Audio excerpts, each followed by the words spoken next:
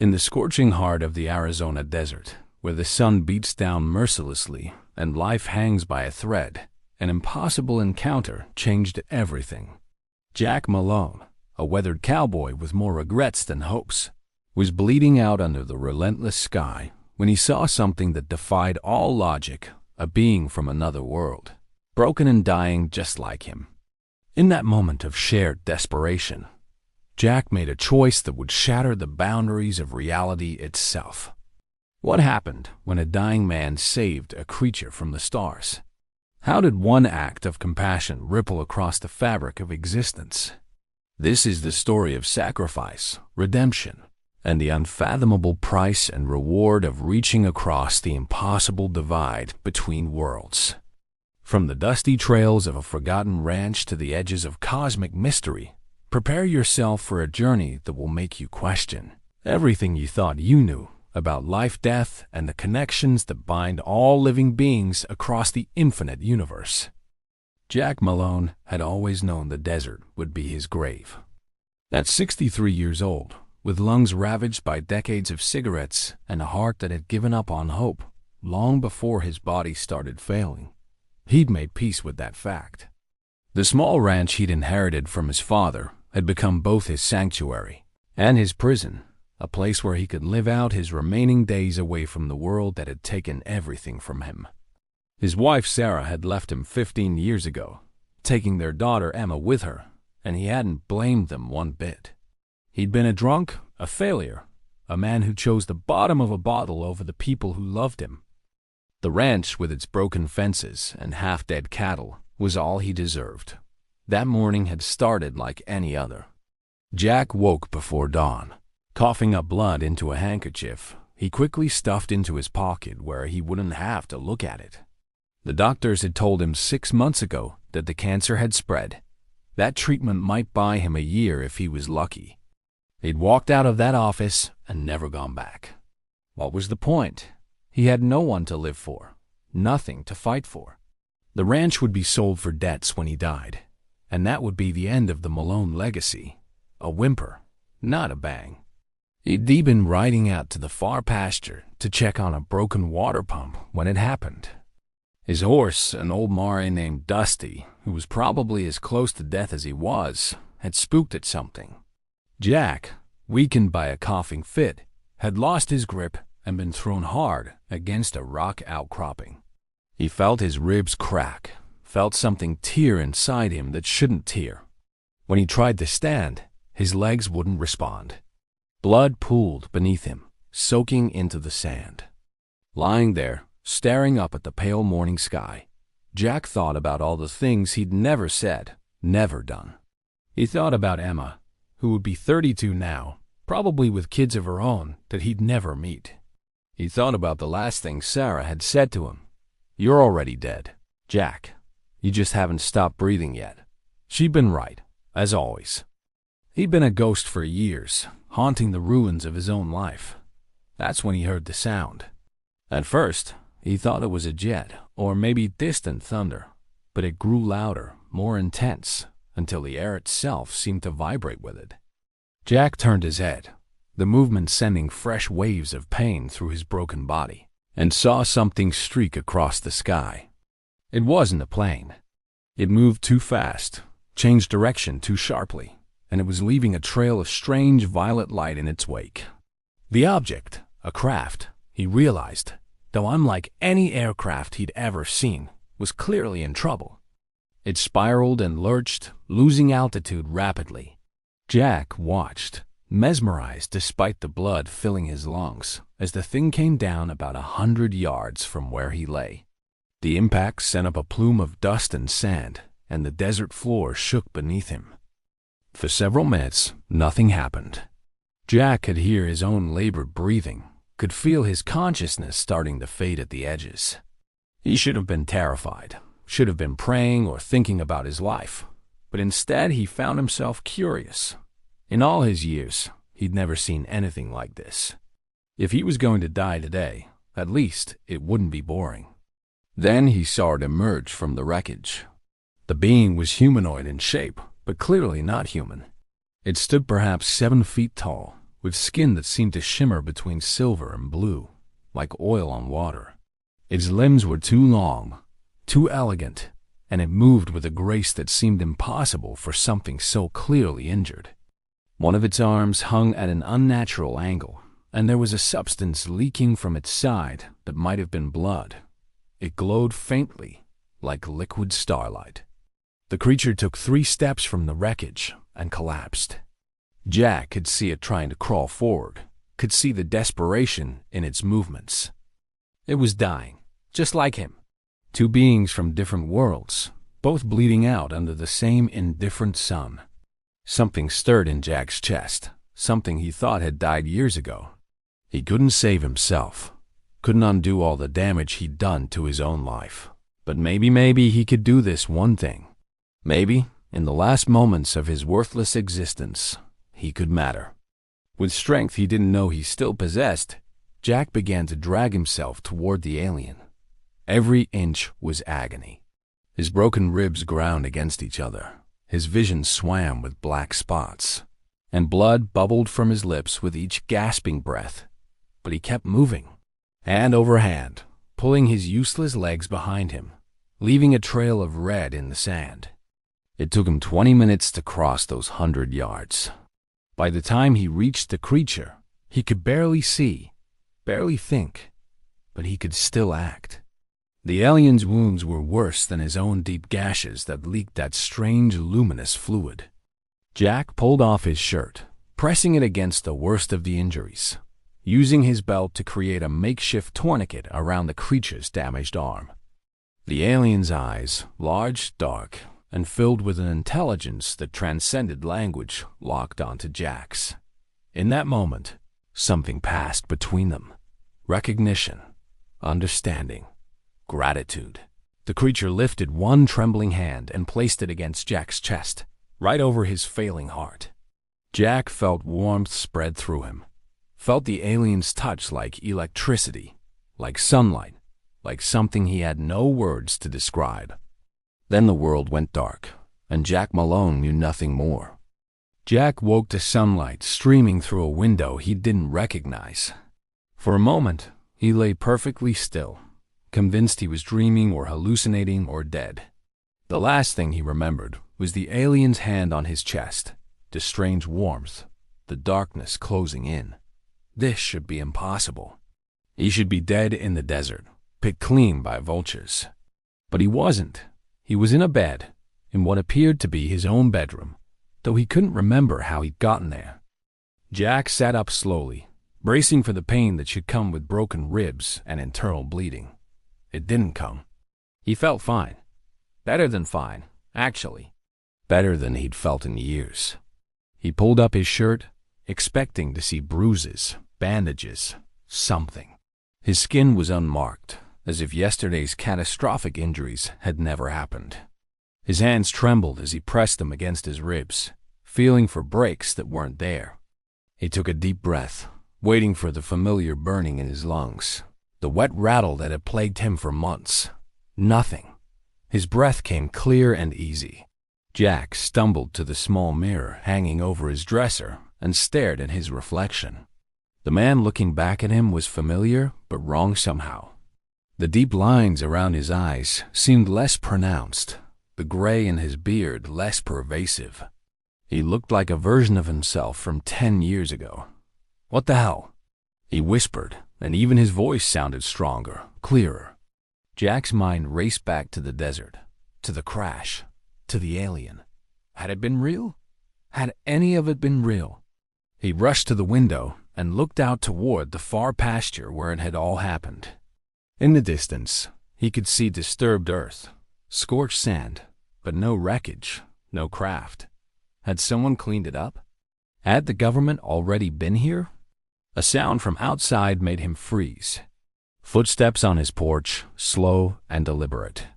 Jack's heart hammered as he grabbed the shotgun he kept by the door and moved quietly down the hallway. Through the window, he could see a figure standing in his yard.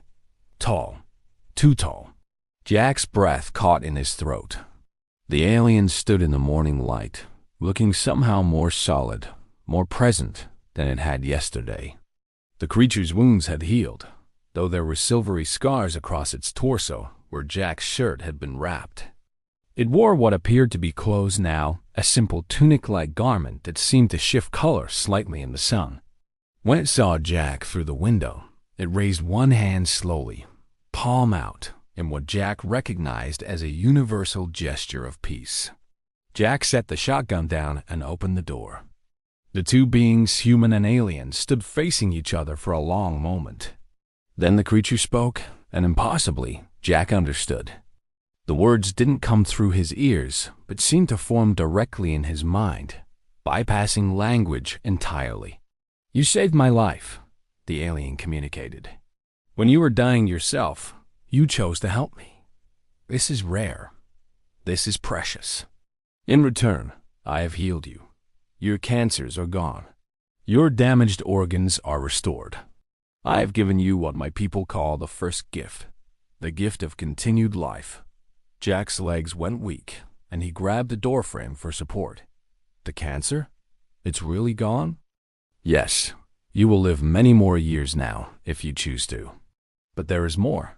The alien moved closer, and Jack could see patterns in its skin, like constellations shifting beneath the surface. "By saving me, you have initiated contact between your species and mine. This is not something my people take lightly. We have watched your world for generations, but we do not interfere. We do not make ourselves known. Until now." "Why?" Jack asked, his voice barely a whisper. "Why reveal yourself to me? I'm nobody. I'm just a broken-down cowboy waiting to die. You are someone who chose compassion when facing death. You are someone who saw a being in pain and helped, even at cost to yourself. This is the quality my people value above all others. This is why I crashed near you." Jack's head snapped up. "You crashed on purpose?" "Not the crash itself. That was an accident, a genuine malfunction. But I was guided here, to this place, to you. The universe works in ways your science does not yet understand.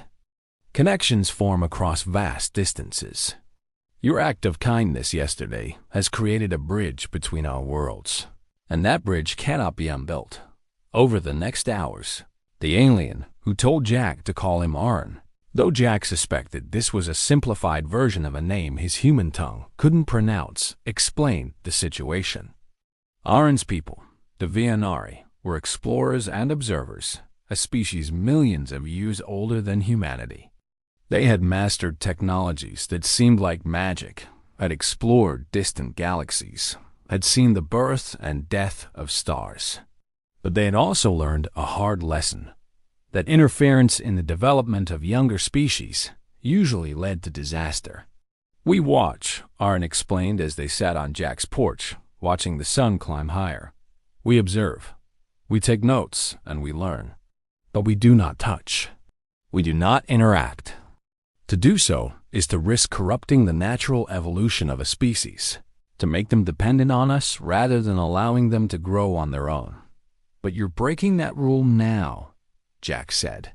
"Yes, because you broke it first, in a way. You reached out to someone completely alien to you, someone you had no reason to help, someone who might have been dangerous.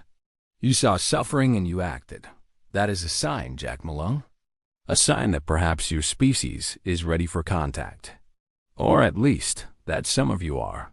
Aaron explained that the Vianari Council would need to be informed, that there would be protocols, assessments, debates that might take years by Earth's reckoning. But in the meantime, Jack's life had been irrevocably changed.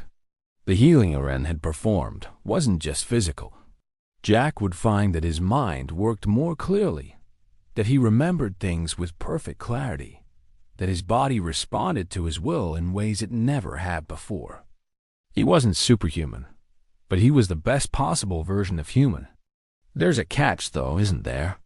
Jack asked, because nothing in his life had ever come without a price.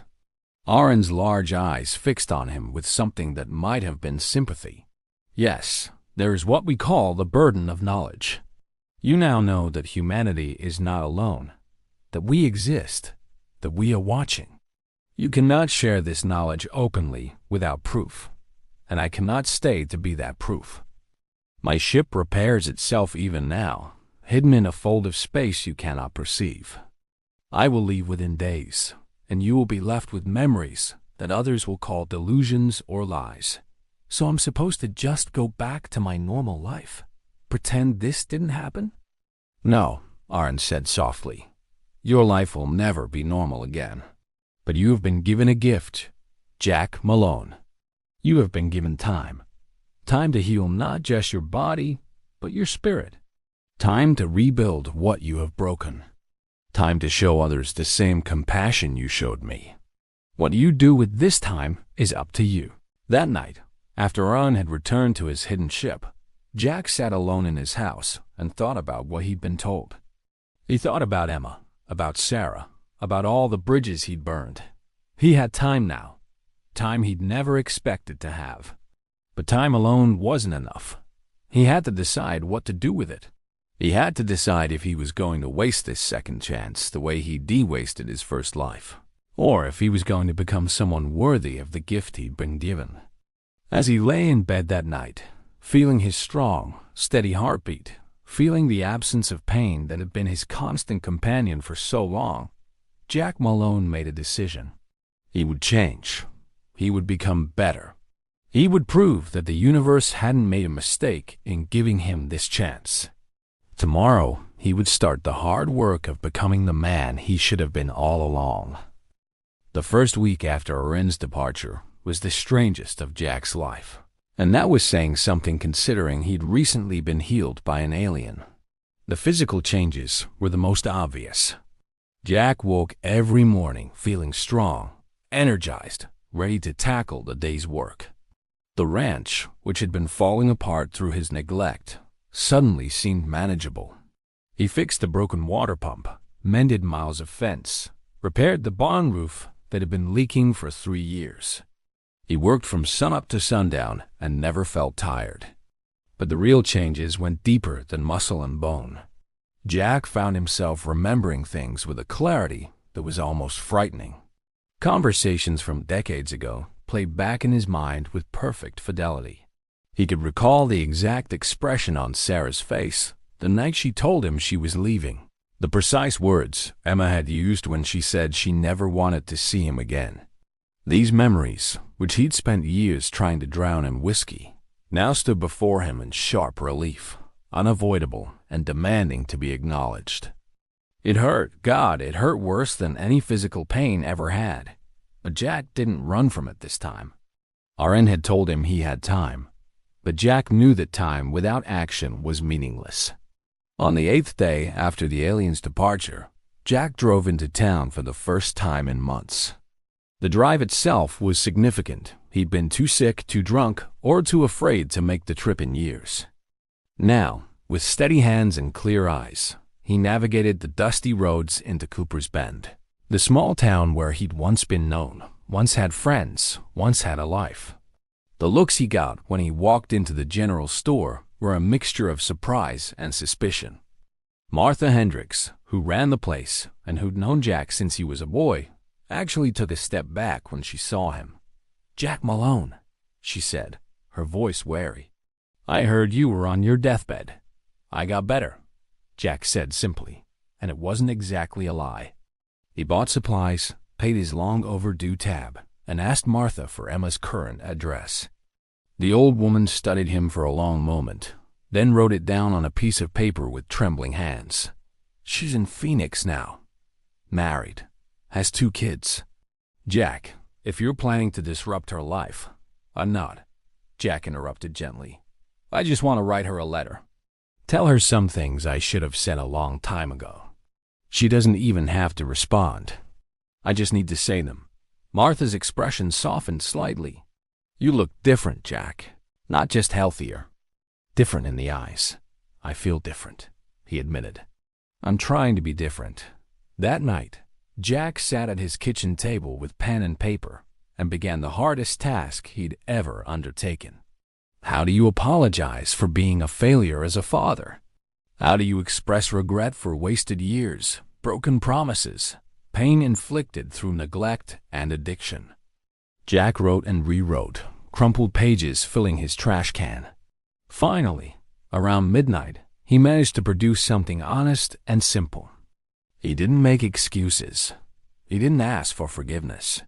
He simply told Emma that he was sorry, that he loved her, that he understood if she never wanted to hear from him again.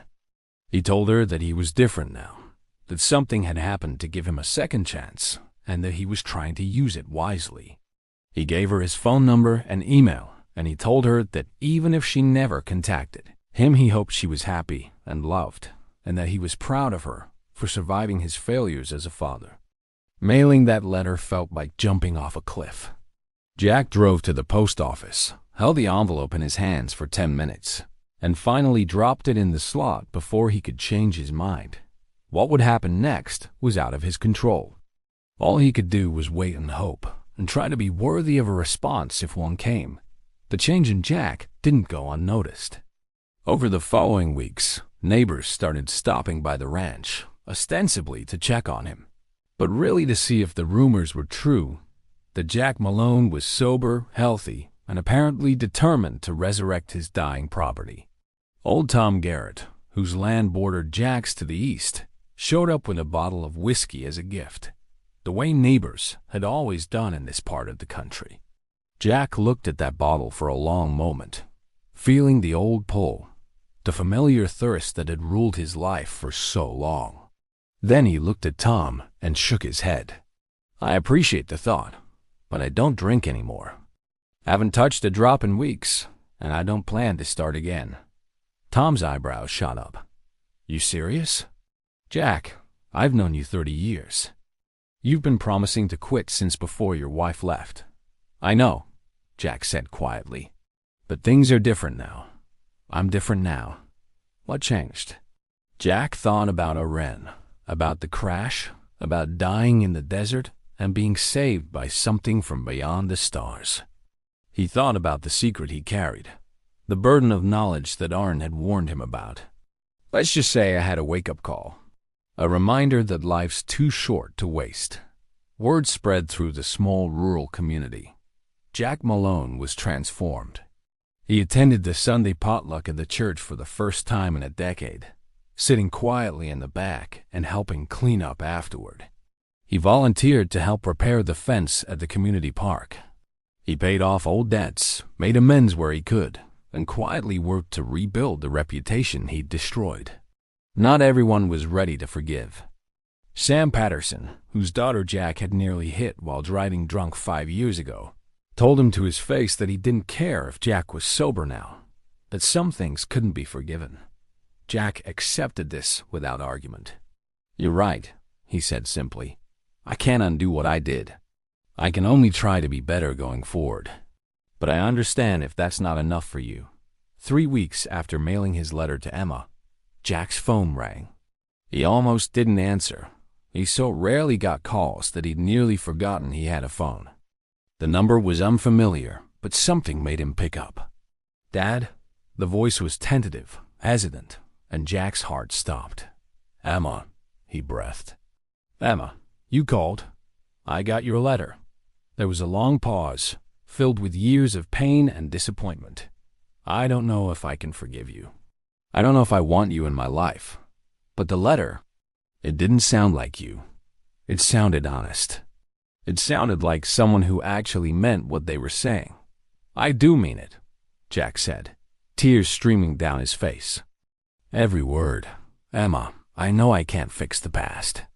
I know I was a terrible father, but I want to try to be better. Even if that just means staying out of your way and letting you live your life without my mess in it." "What happened to you?" Emma asked. "Mom heard from someone in Cooper's Bend that you were dying of cancer. Then suddenly you re-healthy and sober and writing letters that sound like they came from a different person?"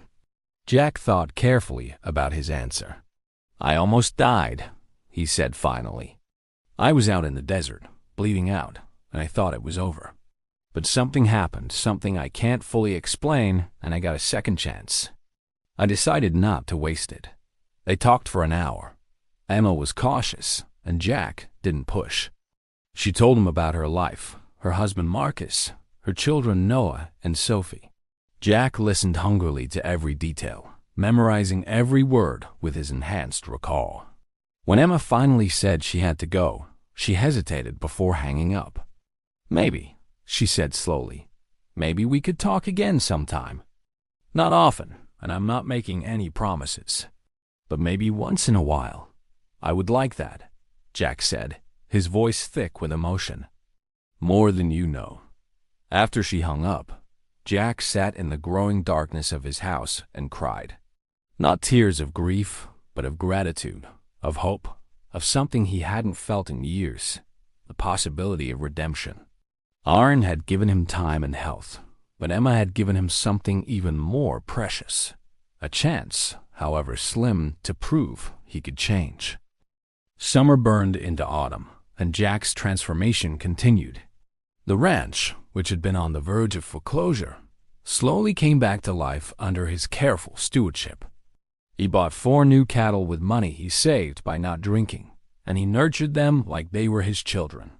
He woke before dawn every day and worked until sunset, finding satisfaction in physical labor that he'd never experienced before.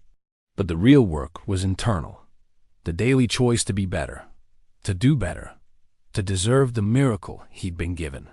Emma called every 2 weeks, always on Sunday evenings. The conversation started stilted and careful, like 2 strangers feeling their way through darkness. But gradually, they relaxed. Emma told him about Noah's first day of kindergarten, about Sophie's obsession with dinosaurs, about the challenges of her marriage and her job as a middle school teacher.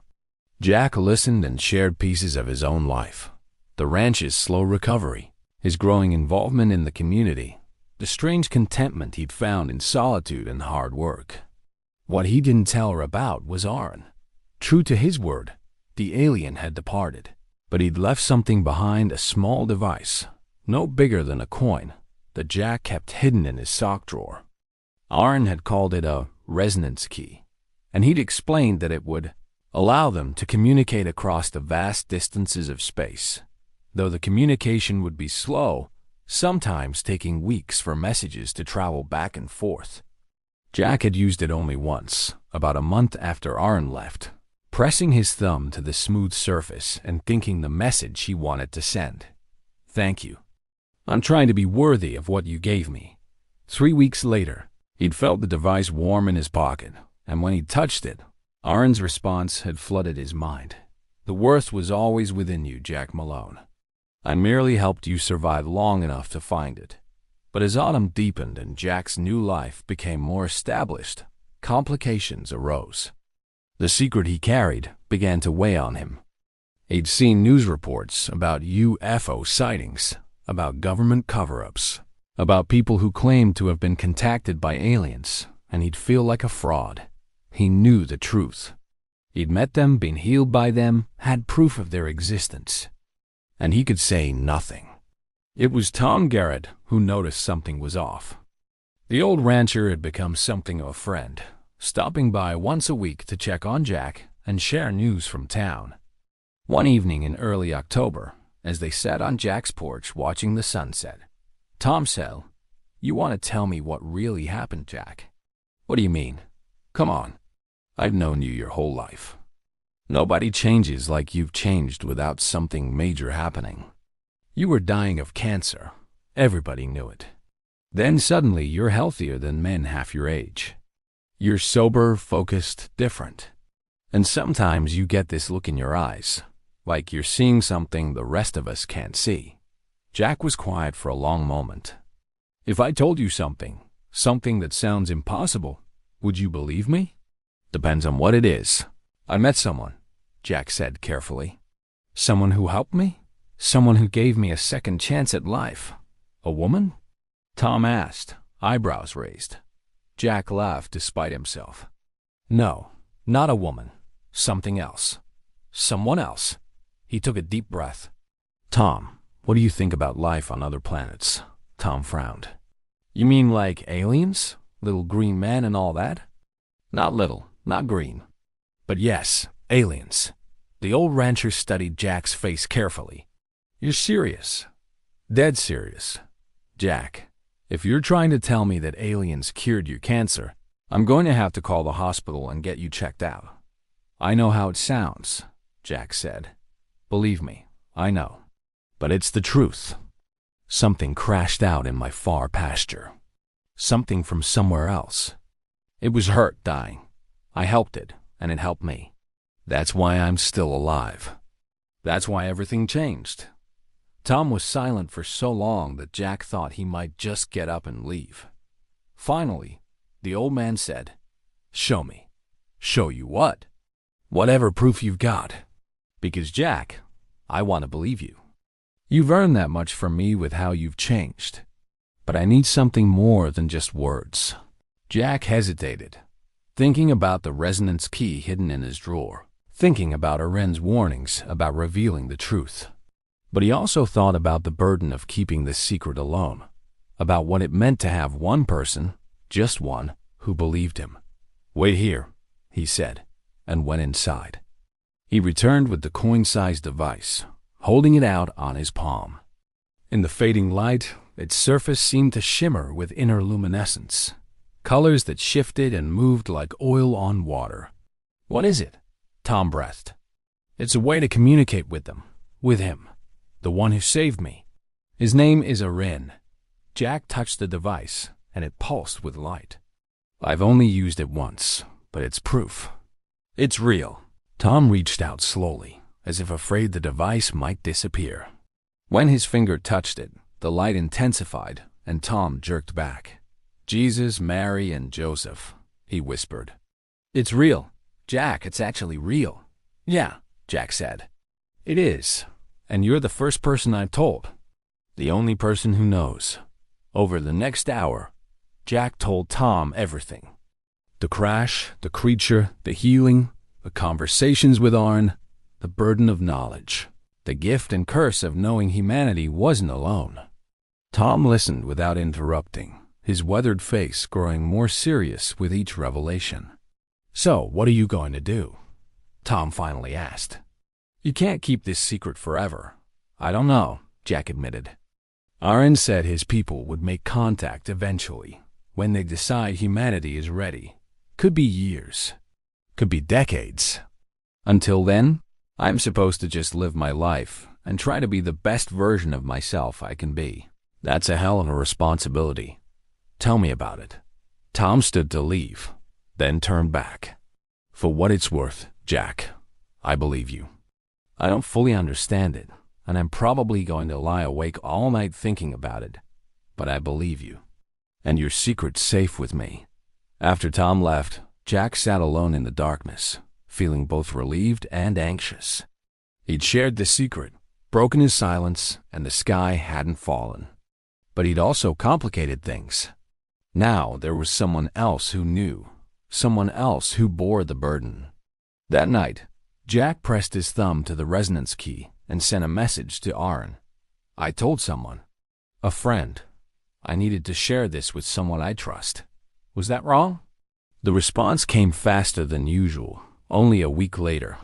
"Trust is the foundation of all contact between species. If you have found someone worthy of that trust, then you have done well. The burden should not be carried alone." But as November arrived, bringing cold winds and gray skies, Jack began to realize that his secret had larger implications than he'd understood. Tom started asking questions about Aren's technology, about the Vanari's observations of Earth, about what they knew of humanity's future.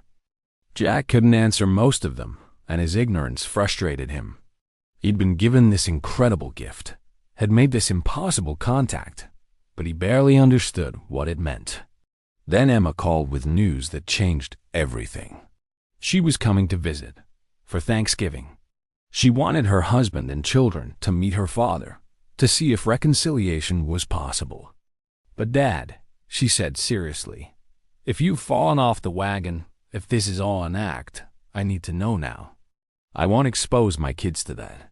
I promise you," Jack said, his voice shaking with emotion. "I'm not drinking. I'm not lying.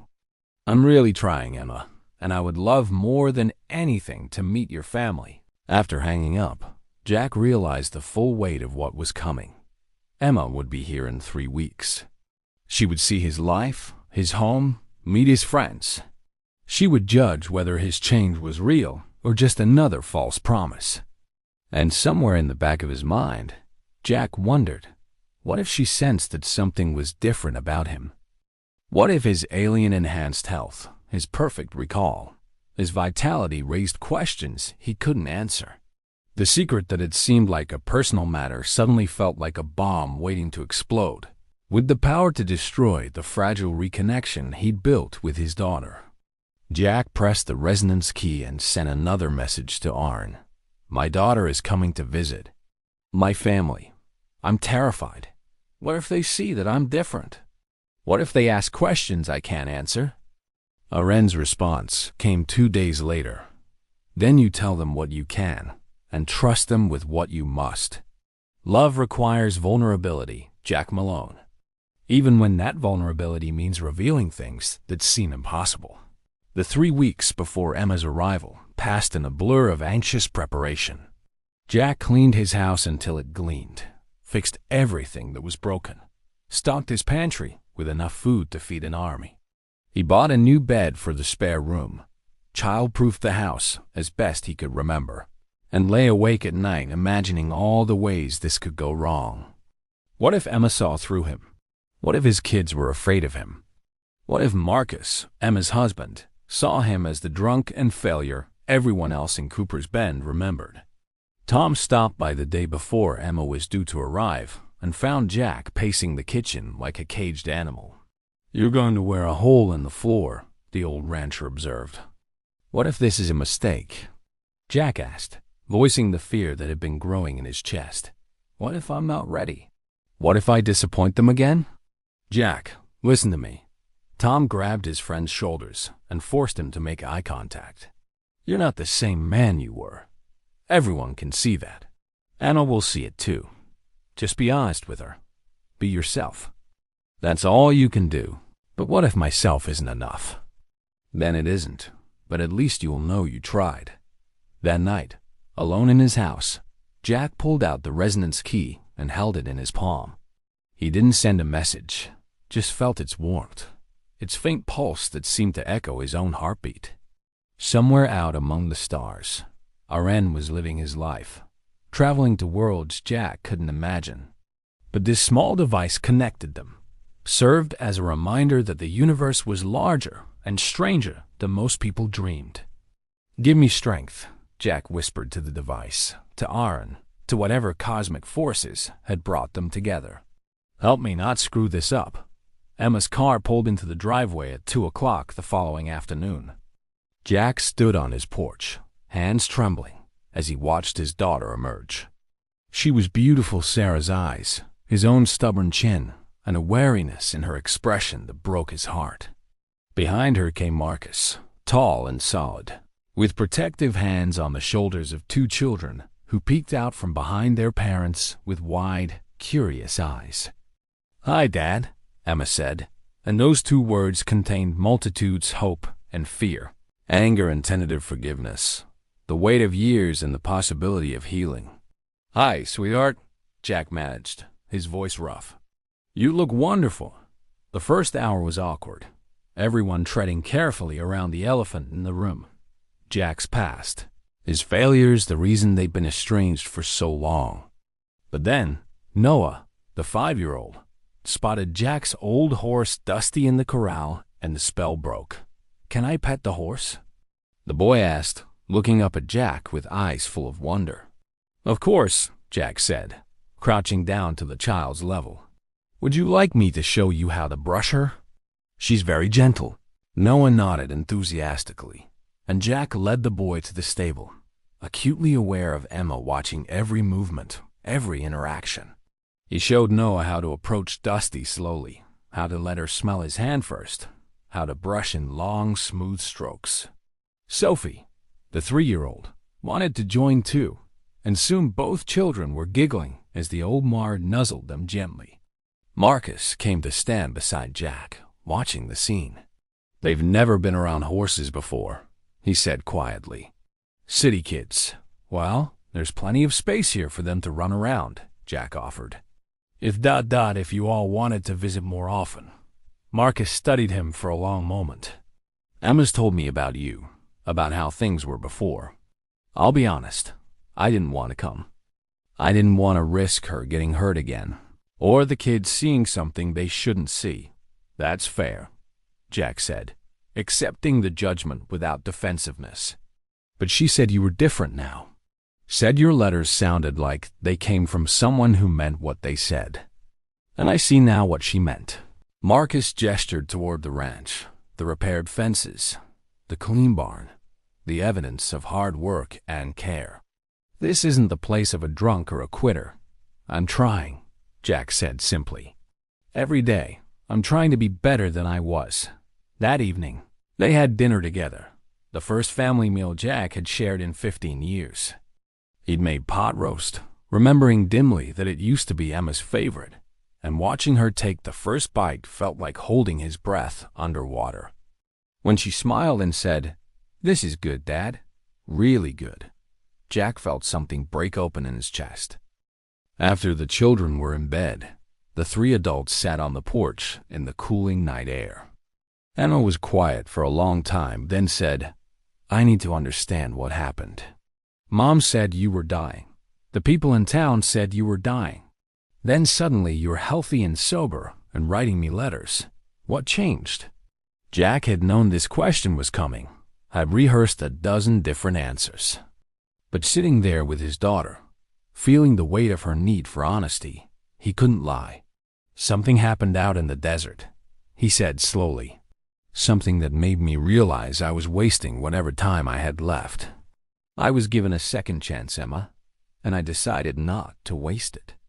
"That's not really an answer," Emma pressed. "What happened?" Jack looked at Marcus, then at his daughter, and made a decision. "I met someone. Someone who helped me see things differently. Someone who healed me, not just physically, but in here." He tapped his chest. "Made me understand that I could change if I really wanted to." "Like a spiritual experience?" Marcus asked. "Something like that," Jack said, and it wasn't entirely a lie. Meeting Aaron had been a spiritual experience, just not in the traditional sense. Emma seemed to accept this, though Jack could see questions in her eyes. They talked late into the night, and slowly, painfully, they began to rebuild the bridge that Jack had burned so many years ago. Emma told him about the years after she'd left, the anger and pain, the therapy, the slow process of building a life without him in it. Jack listened and apologized, not making excuses, just acknowledging the hurt he'd caused. "I don't know if I can forgive you completely," Emma said finally, tears streaming down her face. "Not yet, maybe not ever, but I want to try. I want my kids to have a grandfather. I want to believe people can change. That's more than I deserve," Jack said, his own eyes wet. "And I promise you, Emma, I will spend every day proving that I'm worth this chance." The visit lasted 4 days, and by the end, something fundamental had shifted. Noah and Sophie had claimed Jack as Grandpa Jack, following him around the ranch and asking endless questions. Marcus had warmed to him, the two men finding common ground in their love for Emma and their shared interest in fixing things. And Emma, cautious but genuine, had hugged Jack goodbye with real warmth. "We'll come back for Christmas," she said. "If that's okay." "More than okay," Jack managed through the lump in his throat. "That would be wonderful." After they left, Jack sat on his porch and watched the dust from their car settle on the road. He felt empty and full at the same time, exhausted from the emotional intensity, but more at peace than he'd been in decades. He pulled out the resonance key and sent a message to Aaron. "They came, my family, and it went well. I'm not alone anymore." But that night, as Jack lay in bed replaying every moment of the visit, he heard something that made his blood run cold. An engine sound, multiple vehicles moving fast. He went to the window and saw headlights approaching. 3 black SUVs, moving in formation with military precision. They pulled into his driveway and stopped, and men in dark suits emerged, along with several in military uniforms. Jack's heart hammered as someone knocked on his door. When he opened it, a woman in her 40s with sharp eyes and a government badge stood on his porch. "Mr. Malone," she said crisply. "My name is Agent Sarah Chun with the Classified Division of the Department of Defense. We need to talk about what happened in your desert 3 months ago. We need to talk about the craft that crashed here. And we need to talk about your miraculous recovery from terminal cancer." Jack's mouth went dry. "I don't know what you're talking about. Mr. Malone, we have satellite imagery. We have radiation signatures. We have witnesses who saw the crash. And we have your medical records showing stage 4 lung cancer, followed by a complete remission that your doctors describe as impossible." Agent Chun stepped closer. "We know something happened here. And we know you know what it was. You can either talk to us voluntarily, or we can make this very difficult for you and everyone you care about." The mention of everyone you care about made Jack's blood run cold.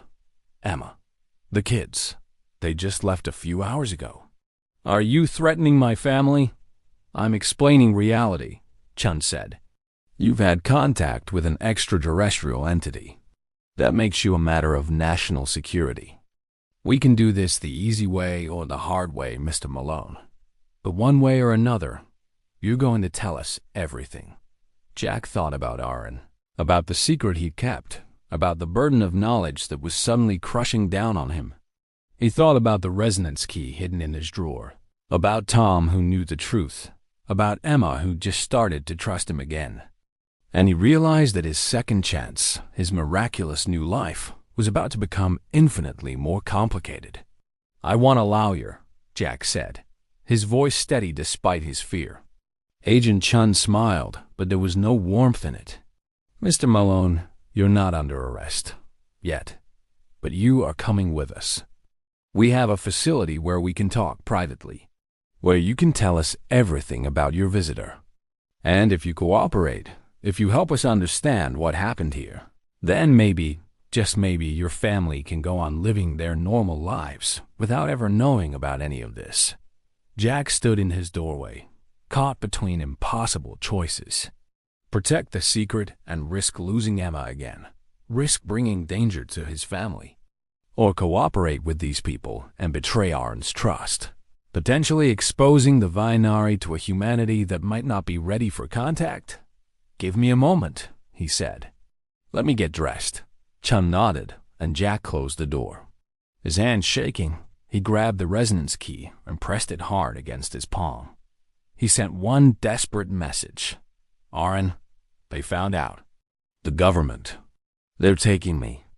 I don't know what to do. I don't know how to protect everyone. Help me."